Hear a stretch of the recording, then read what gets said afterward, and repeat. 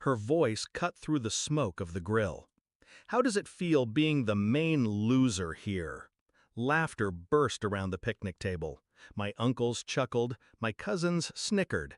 Even my mother giggled into her glass. I didn't flinch, I just smiled.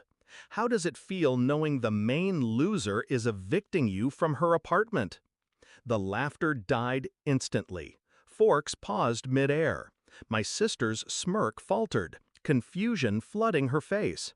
That was the moment she realized she wasn't the predator. She was the prey. It had been building for years. Growing up, I was the shadow child.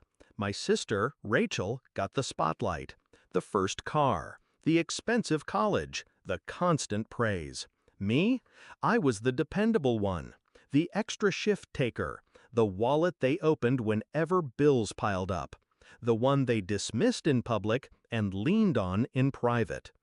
Every family gathering was the same. Rachel shining, me fading.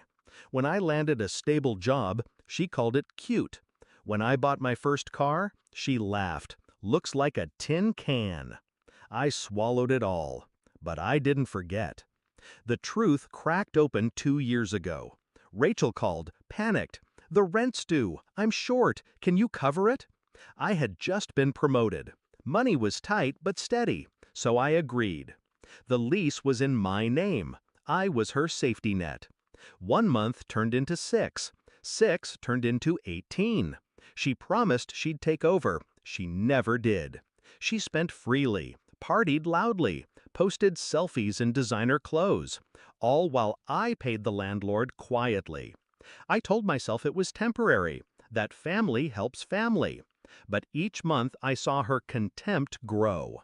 The more she leaned on me, the more she mocked me. The final straw came when I overheard her on the phone. "She's pathetic," she told a friend. "She actually thinks she's helping me. Really, she's just my doormat." Loser's good for something, I guess.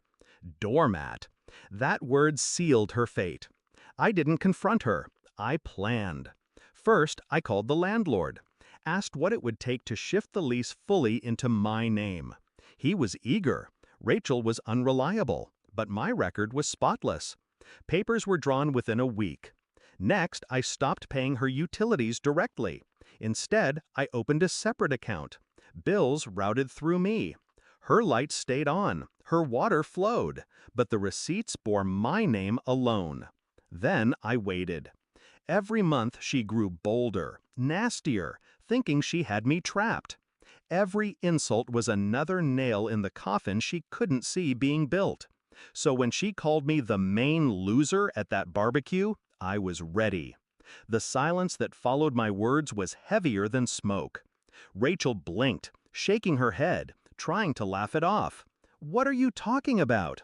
I leaned forward, calm, precise.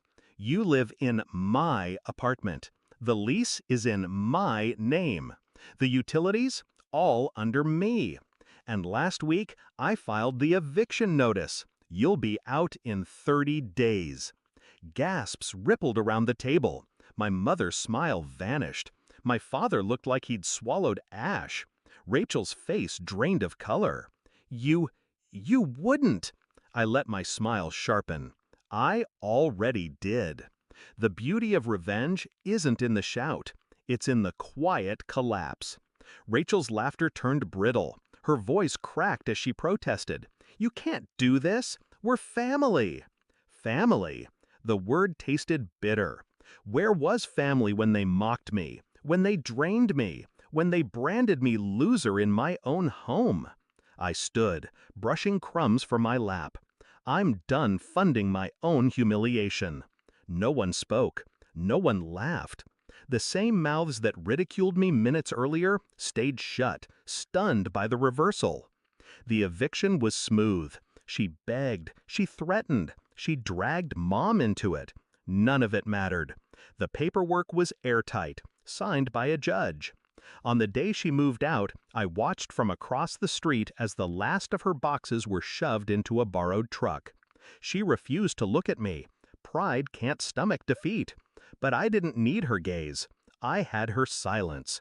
And that was louder than every insult she ever threw. Now the apartment is mine alone, renovated, peaceful, paid in full by the woman she mocked as a loser. The family still whispers. They say I went too far, that I should have forgiven her. I just smile. Because the truth is simple. I didn't evict my sister from an apartment. I evicted myself from the role of their scapegoat. And when I finally locked the door behind me, for the first time, it felt like my life was mine alone.